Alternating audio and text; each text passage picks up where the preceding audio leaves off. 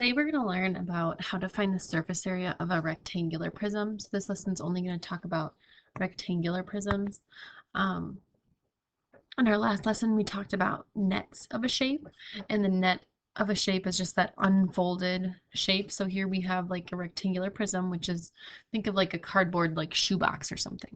If we unfolded all of those sides, you can kind of see it getting unfolded here, it would then fold into our net with 6 rectangles. We'd have the 2 sides, which would be the same size, the top and the bottom, which would be the same size, and the back and the front, which would be the same size. And you can see those correlated to the colors of this shape over here. It's a really nice visual for you. So today we're going to learn about how to find the surface area of a 3D object. And what surface area means is that it's the area outside the 3D object. So what this means is it's like the wrapping paper that covers the box. Okay, later in this chapter we'll learn about volume, which is talking about like filling something up, like filling up a pool with water. It's talking about the amount of space that would be inside of a box or inside of that rectangular pool. But surface area is going to be the basically just the outside, how much cardboard makes that box, because you know, like inside of a cardboard box it's hollow, there's nothing in there. So surface area is really talking about the amount of space that's outside the shape, okay, which is basically the net. So to find the surface area of a shape, you basically find the area of all of the shapes that make the outside of it, all of those faces, and then you just add them all up because we want the surface area of the whole shape. All right, so let's start by doing some examples. Before we do some examples though, we need to remember that to find the area of a rectangle, you use the formula area equals base times height, because we do want to teach you how to show your work with this. And for every single area that you find, we want you to list that formula area equals base times height, and then plug in the numbers that would relate to that base and to that height. I'm going to show you the 2 different ways that we can find the surface area of a shape. We can do it by drawing the net, or we can do it by the puzzle pieces method. Now you can choose, like let's say on a quiz or test, which method you'd want to use. It would never say you have to use the puzzle piece method. There will be questions where you'll have to draw a net or be able to match the net to the shape. But for when you're finding surface area, you'll be able to choose whether you want to draw the net or do the puzzle pieces method. I prefer the puzzle pieces method, but everyone is different. Everyone has their own preferences. Okay, so we're going to start off by drawing this net, and since our box is more up, what I'm going to do is I'm going to basically like flip this, rotate it to the right. So up here I'm going to have my side, and I'm going to put that label so that I remember which one that is. Then I have my back, let's put a B. Then I have my other side, and then my front. Now notice it's not perfectly drawn. Don't worry about that. Then I have my top and my bottom. And I don't just want to put a B because that would be the same thing as the back, so I put BOT for bottom. What we have to do next is then we have to go in and fill in all the numbers. So the sides are these blue ones. Okay, so this side right here, I guess I could probably use blue to make it easier. We're looking at the dimensions of this rectangle right here. Well, we can tell that on the bottom, it's going to be 4. Okay, so this will be 4. And then how tall it goes up will be 3, because whatever it is on this side of this rectangle will carry over to this side of this rectangle. So we have a 4 by 3 rectangle because that's the dimensions of the side. Now remember, one side is the exact same dimensions as the other. So if this line was 3 and that was 4, down here in this side, this line would be 3 and this line would be 4. All right. Then we have our back and our front. So we are looking at the green rectangles right here. The dimensions of these green rectangles are 7 by 3. Now this does matter where we put those numbers, because notice how if we would put a 7 right here, it would not if this line for this rectangle is 3, this line for this rectangle has to be the same. It can't be 7 for this rectangle. So since we have a 7 and a 3, the 3 has to match up with the other 3. And then the 7 would just be that side length. Now remember, the back and the front are the same size. So if this is 3, this would be 7. Notice how going down the middle of this net, we have all 3s. That needs to happen. Those numbers need to match. Okay, because like I was saying before, if this was 3 inches for this rectangle, it has to be 3 inches for this rectangle. It has to be 3 inches for this rectangle, because we know opposite sides of a rectangle are the same. We couldn't have like 3, 7, 3, 7, because it wouldn't fold up to be a box. Okay, it wouldn't match up nicely. All right, last but not least, we have our top and our bottom. We are looking at that red rectangle on top, and then you can kind of see it on the bottom, but I'm going to draw over it the rectangle on the bottom. I like to draw on that one on the bottom because the bottom one always has the dimensions for it. So we have 4 by 7 for the top and bottom. Now we have to again make sure that our numbers match up. So if for this back we put 7 here, that means for the top the 7 has to match up so that those sides of those rectangles are the same number.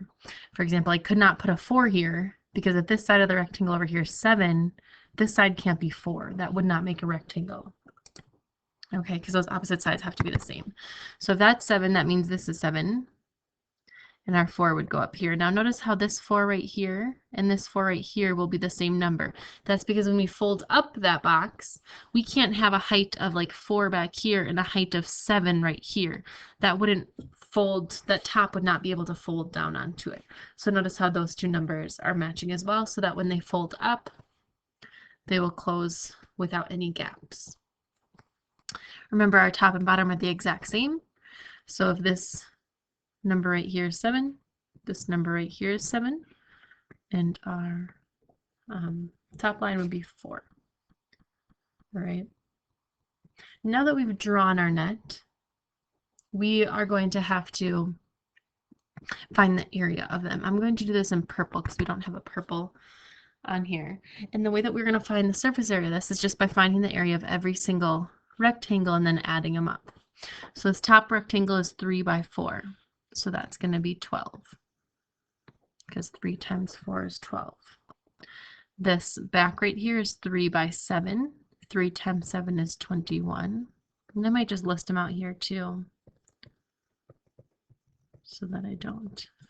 It's kind of all jumbled up. Then I have another 3 times 4, which is 12.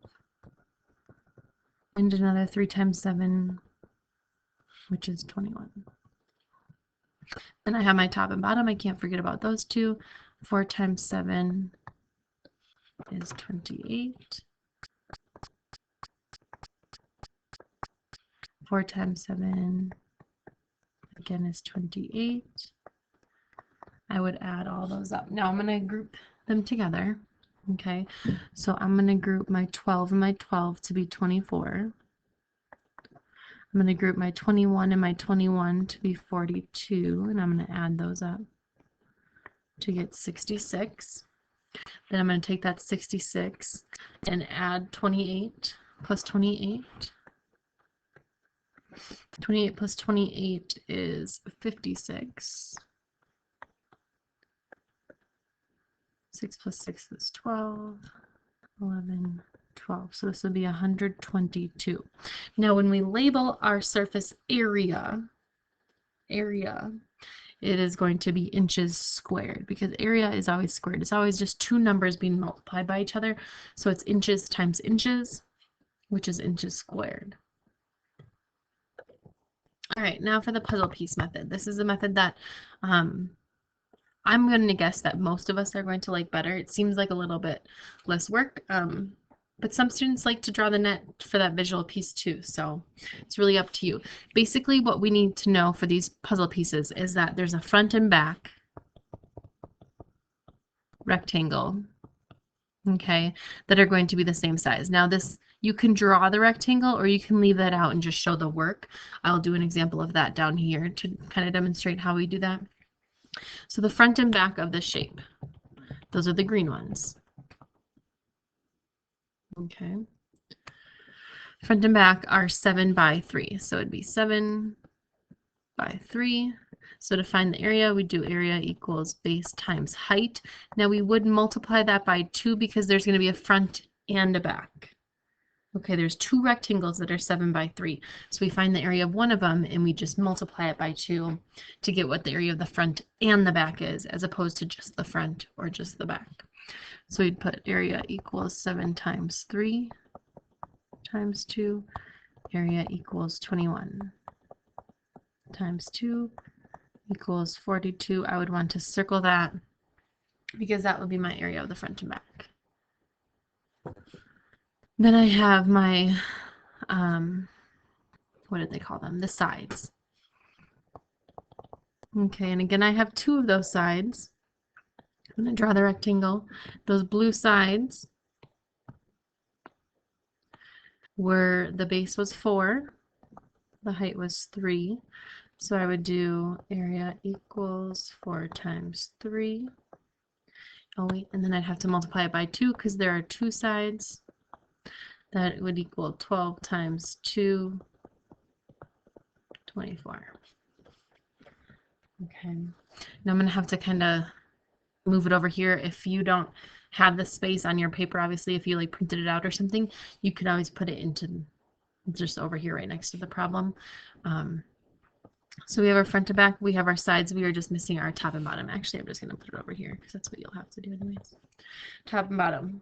Our top and bottom are those red, well, it only shows one, but the red rectangle. Remember, I like to use the bottom one because it already has those dimensions usually written on it. That was 4 by 7. Now notice it's not, it doesn't matter as much which number I put where when I'm doing the puzzle pieces because they don't have to line up. When I'm doing the net, which is kind of what makes it a little bit more difficult, I have to know exactly where those numbers go. Whereas when I do the puzzle pieces, I could put the 7 on the bottom and the 4 on the top. That's just a visual for me. I don't even need to draw that rectangle if I don't need to. So I would do base times height times 2, 4 times 7 times 2, 28 times 2 would be 56. And I did forget to write the formula over here. I should have written 8 area equals base times height times 2 before I did any of that work. Last but not least, I have to add up my 3 numbers. Notice how they are going to be the same 3 numbers as I had over here. So when I add those up, I am going to get 122 inches squared. So that was just me really showing you the 2 different ways that you can do it. You're able to choose which one you want to do. It's completely up to you. Like I said, I like the puzzle piece method. I don't like having to match up all the numbers in this net. To me, that gets a little bit more confusing than just drawing the rectangles separately as puzzle pieces, but that's really up to you. All right, if you feel like you're comfortable trying one of these examples on your own, absolutely pause this video now and try to do it on your own. You could either do the net or the puzzle pieces, whichever way you would like to do it best. If you want to follow along for one more example and then try the next one on your own, that would be fine as well. I'm going to move a little bit faster through this example, so if you feel the need to pause the video just to kind of catch up with your writing from where I'm at in the video, feel free to do that as well. All right, so for this net, we are going to start again with our sides on top. Then I will have my front. I think I have my back in the last one. Then I have my other side. Then I have my front.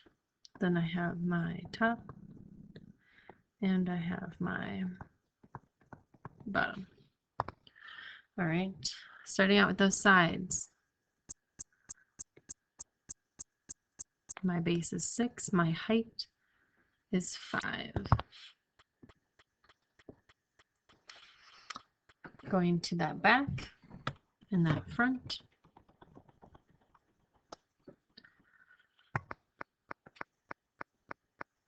My base is 9 and my height is 5. Now notice how I have a 9 and a 5. Now I can't match this 6 with that 9. So at this point I would want to go back to that net, erase that, and flip it so that the 5 is here and the 6 is going up the side so that my 5 can match the 5 from this front. Notice how a 6 and a 9, there's nothing in common there, so we could not put our 6 and our 9 here. They wouldn't fold up perfectly. But since both of these two rectangles have a 5, the 5 has to go down the middle. So we'd have our 5 here and our 9 there. Okay. Our other side would be the same as the first side that we did. So that would be 5 and 6. Notice how all these numbers are matching going down the middle. That's important.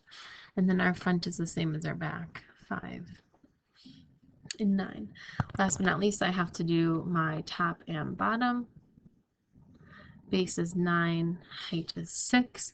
Since this line right here is 9, this line in my top has to be a 9. This line in my bottom has to be 9 so that it matches all the way across so that it folds up nicely. My other dimension is 6. Notice how these two numbers match. That has to happen in order for it to fold up again without any holes. All right, that would be how you're going to draw your net. And now I'm only going to go through and find the areas of this once, so I'm going to go do the puzzle pieces first. Like I was saying in the last example, you don't have to draw those rectangles if you don't need that visual. You could just say top and bottom. Area equals base times height times 2. The base for that top and bottom is 9 by 6 times 2. That would be equal to 54 times 2 is 108. Oops. Okay. Then I could do, let's just say my sides.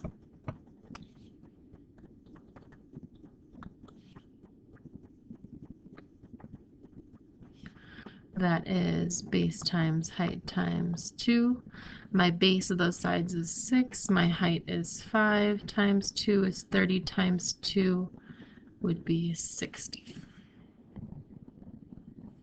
And then I have my front and my back rectangles. Again, I'm going to run out of room here, so I'm just going to do it over here in my notes section or my question section like you can.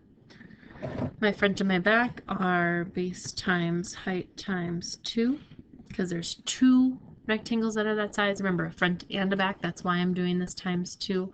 It's only because there's 2 rectangles in the shape that are the exact same size, so you don't need to find the area of them separately. You can find the area of just one and multiply it by 2. My base is 9. My height is 5. 9 times 5 is 45 times 2 is 90. Notice how I'm like circling each of these important numbers so that when I have to go back to find them to add them up later, it's a little bit easier for me. I'll add these two together right away because it's a 60 and 108. That would be 168. Then I have to add in my 90, so 168 plus 90. My writing's looking real rough today. Should be 258. All right, and then we have to put our meters, our label, meters squared. So 258 meters squared is our final answer, which is what we would have gotten using our net as well. So it's really up to you how you want to show your work for that.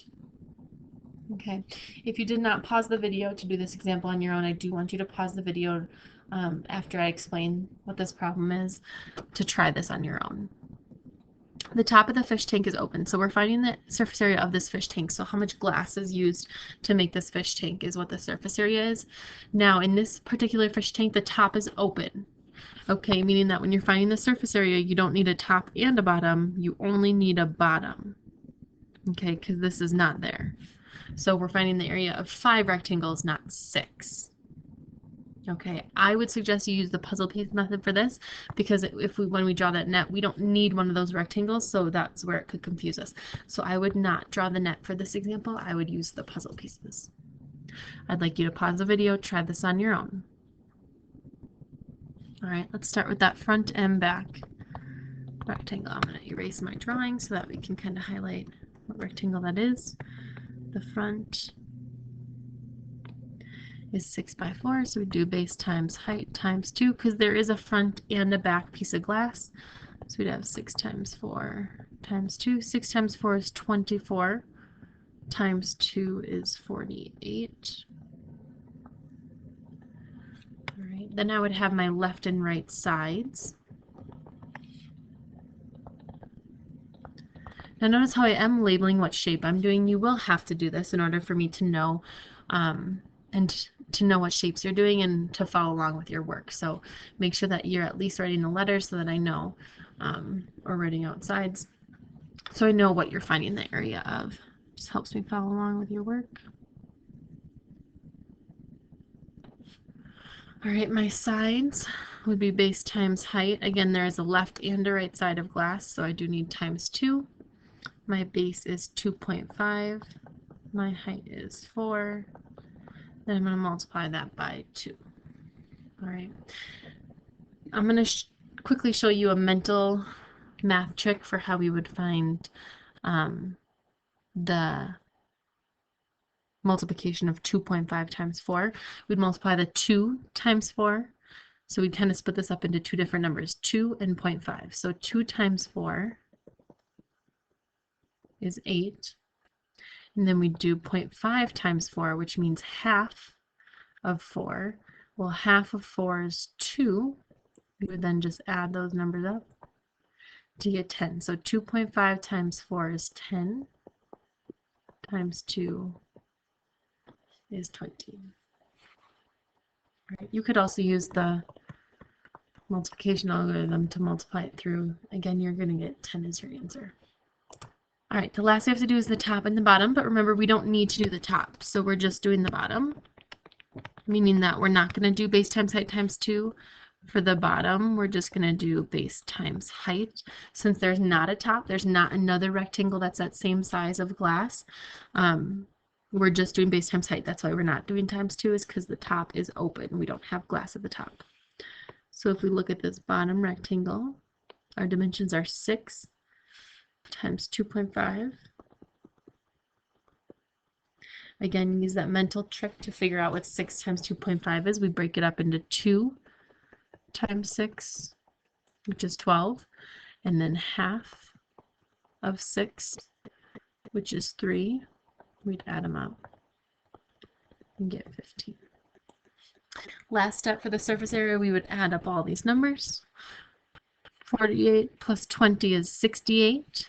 68 plus 15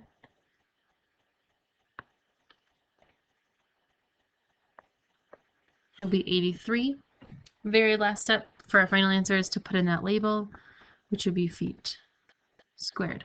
Again, you could have solved this using the net, but just remember that you'd only need 5 rectangles. For example, we wouldn't have this rectangle right here for the top. We would just kind of like X it off. If you wanted to do the net, you could do that. I just think that the puzzle pieces would be easier for this one.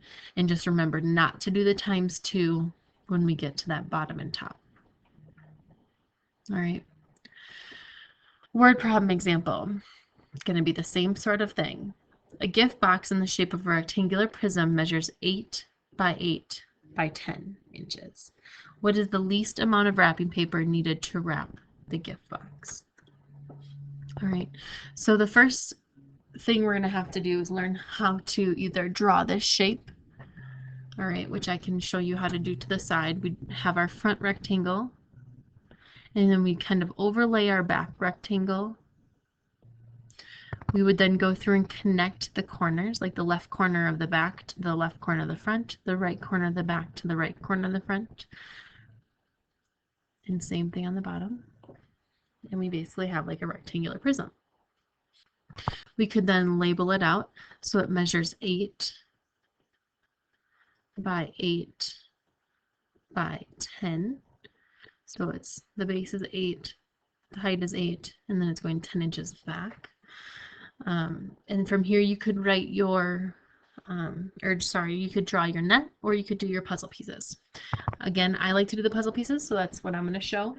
But if you want to draw the net, you can absolutely do that as well. All right, starting off, I have a front and a back, front and back. My front is a square that is 8 by 8, so I have base times height times 2. 8 times 8 times 2 will be 64. times 2. Well, I know 60 times 2 is 120. 4 times 2 is 8, so this would be 128. Then I have my, let's do my top and bottom. Again, base times height, and there is a top and a bottom in a gift box. Okay, so we're going to do times 2. I like to use that bottom one because it usually has the dimensions on it. So that's going to be a rectangle. That's 8 by 10. 8 times 10 is 80. Times 2 is 160. Last but not least, we have our sides. Our sides are, I'm going to shade these in since it's our last one and I can do that. Going to be that rectangle and that rectangle. The base of that rectangle is going to be 10. Base times height times 2. There is a left and right side. Our base is 10. Our height is going to be 8 because if the height of this side is 8, the height of this side is 8. 10 times 8 is 80. Times 2 is 160. Notice how these two are the same. It is only because there are 2 8s being used. For example, if this was a 6, we would not have two numbers that are the exact same. But since we do have 2 dimensions that are the same number, that's why we have 2 areas that are the same. Okay. Last step, we'd add those up. I'm just going to group these together first. 160 plus 160 is 320. Then I'm going to add 320 plus 128.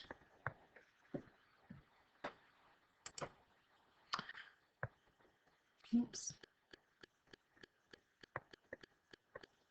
To get 448, last thing I do is add in that label, inches squared. All right, so that is how we find the surface area of the shape. In your summary down here, you could talk about how you have to find the area of every single shape that covers the outside and then just add them all up together. That's how you would describe finding the surface area. You could say that you could use the puzzle piece method, or you could draw a net in order to show your work. As always, if there are spots where you got confused, feel free to go back to the part in the movie, or not movie, video, and rewatch the explanation, or to shoot me an email, ask a question, and let me know what you're having a hard time with.